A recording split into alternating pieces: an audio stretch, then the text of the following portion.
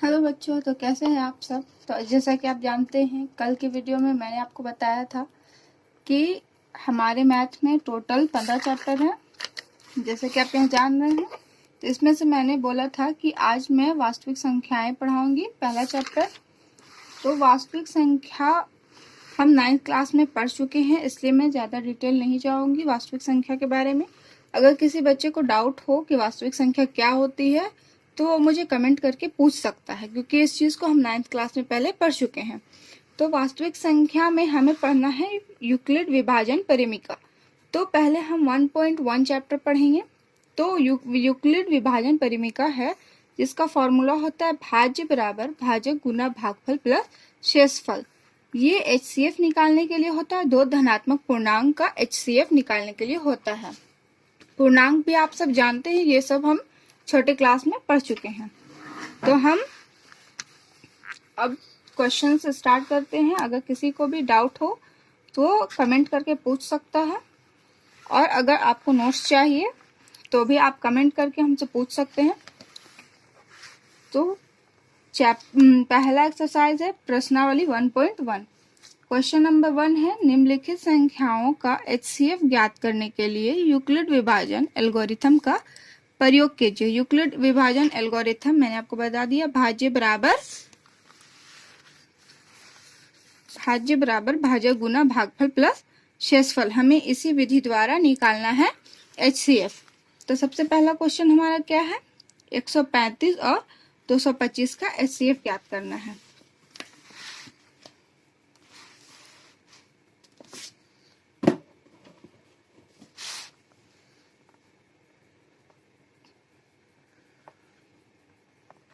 प्रश्नावली 1.1 question number 1 का 135 और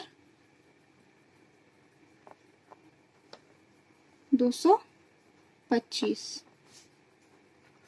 अब इसमें हमें देखना है कि भाज्य कौन है और भाजक कौन है, क्योंकि अभी हमें भागफल और शेषफल मिला नहीं है। सबसे पहले हम देखेंगे भाज्य कौन है।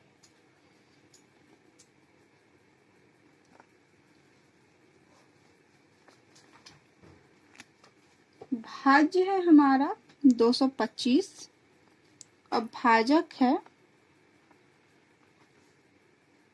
135। तो हम ज्यादा ऐसे कुछ लंबा नहीं करेंगे, सिंपल सा हम बताएंगे।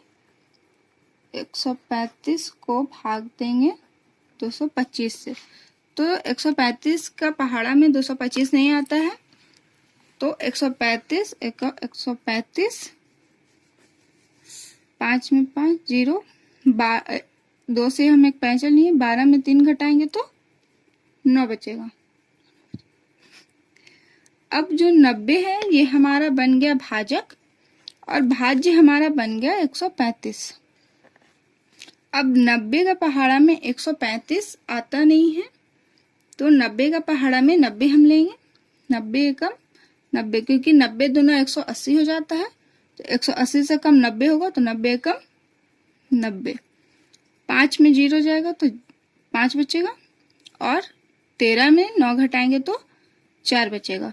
अब 45 हमारा बन गया भाजक और भाज्य बन गया 90। अब 45 एकम 45 और 45 दूना 90, तो हमारा यहाँ शेषफल बचा कितना,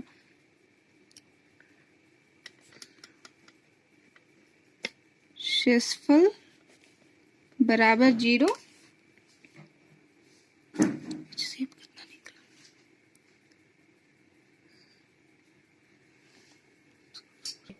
इसलिए HCF 135 और 225 का बराबर 45।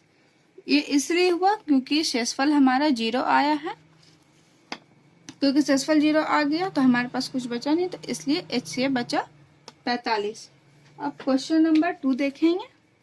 इसका बाकी का और 2 क्वेश्चंस है, 196 और 38220, 862 और 255, 867 और 255। ये 2 क्वेश्चन है, ये आप खुद से सॉल्व करिएगा, और अगर नहीं समझ में आए, कुछ डाउट हो तो कमेंट करके जरूर पूछना। अब क्वेश्चन नंबर 2 देखते हैं। दर्शाइए कि कोई भी धनात्मक विषम पूर्णांक 6q प्लस 1 या 6q प्लस 3 या 6q प्लस 5 के रूप का होता है जहाँ q कोई पूर्णांक है।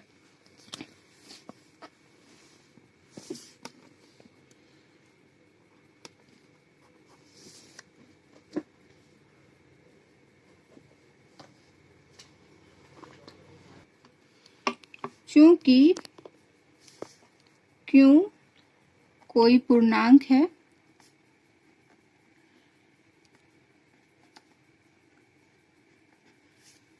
और हम जानते हैं कि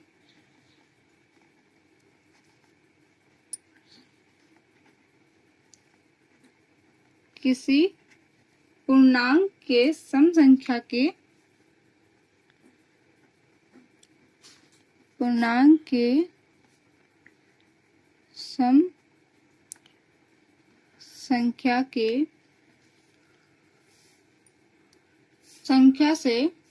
संख्या से गुना करने पर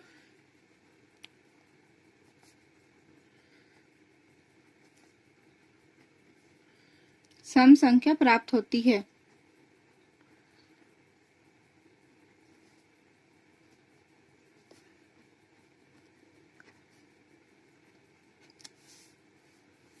जैसे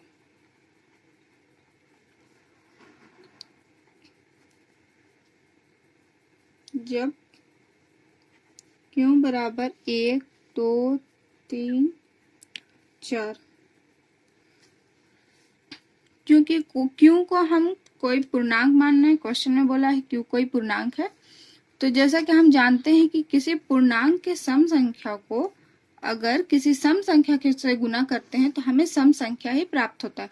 अगर हम 2 को 2 से गुना करेंगे तो हमें 4 प्राप्त होगा।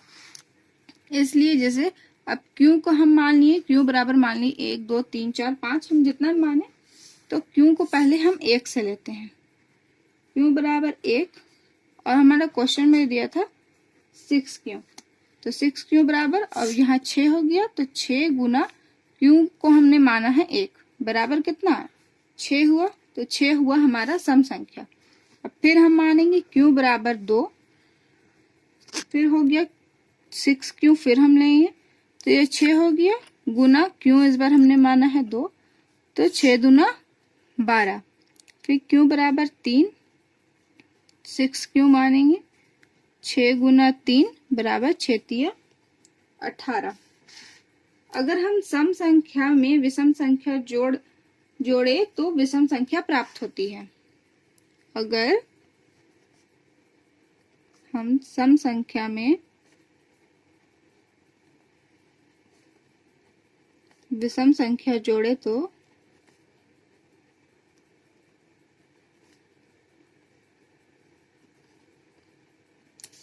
विषम संख्या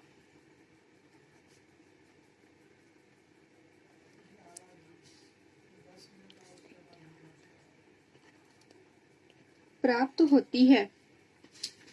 जैसे कि 6 है, 6 हो गया हमारा सम संख्या, प्लस इसमें हम 1 मान लिए, 1 जोड़ दिए, विषम संख्या, एक विषम संख्या, तो बराबर कितना हमें प्राप्त हुआ 7 प्राप्त हो गया। 6 प्लस 1, 6 हो गया सम संख्या और 1 हो गया विषम संख्या, तो सम प्लस विषम हमें प्राप्त क्या हुआ विषम। 6 प्लस 3 कर देंगे, क्वेश्चन में हमें 6q और प्लस 3 दिया था,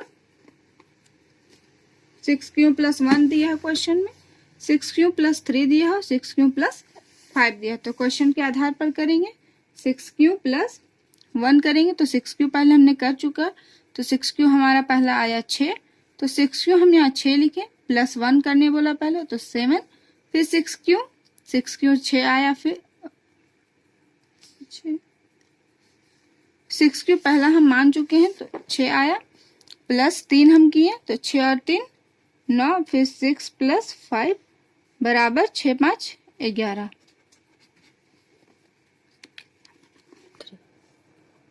इसलिए 6q प्लस 1, 6q प्लस 3 और 6q प्लस 5 विषम पूर्णांक होगा।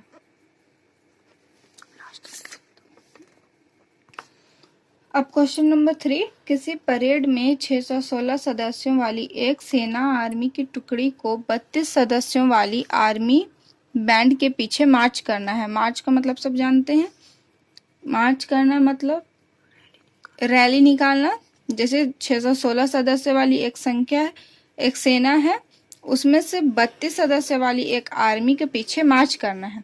तो दोनों समूहों को समान संख्या वाले स्तंभ में मार्च करना, यानी दोनों समूह जो है उसको जो सेम लाइन में मार्च करना है। सेम जितना संख्या होगा, अगर एक लाइन का संख्या होगा 10 तो दूसरा लाइन का संख्या भी होना चाहिए 10। उन स्तंभों की अधिकतम संख्या क्या है जिसमें वे मार्च कर सकते हैं। तो सबसे पहले यहाँ हमें इसमें HCF निकालना है। तो हमारा भाज्य और भाजक पहले हमें इसमें देखना होगा। तो भाज्य और भाजक यहाँ हो गया, तो भाज्य हो जाएगा हमारा,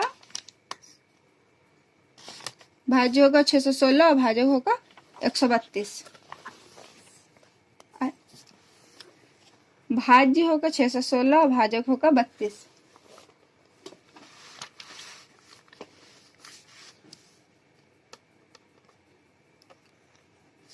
क्वेश्चन नंबर 3, भाजक बराबर 32 और भाज्य बराबर 616। अब इसको भाग देंगे, 32 को 616 से भाग देंगे, 32 से कम 32, 32 को डायरेक्ट 19 से भाग देंगे, 32 को 19 से जब गुना करेंगे तो हमारा आएगा कितना, 608। बचेगा यहाँ 8। अब 8 हो गया हमारा भाजक और भाज्य बन गया 32। तो 8 चौके 32, HCF निकला, HCF बराबर 8, 616 बराबर 32 गुना 19 प्लस 8। ये इसलिए क्योंकि हमारा भागफल और शेषफल आया है। 616 भाज्य बराबर भाजक गुना भागफल प्लस शेषफल। तो भाज्य बराबर भाजक गुना भागफल प्लस शेषफल। भाज्य हो गया 616, भाज्य हो गया, भाजक हो गया 32, फिर भागफल हो गया 19 और 8 हो गया शेषफल।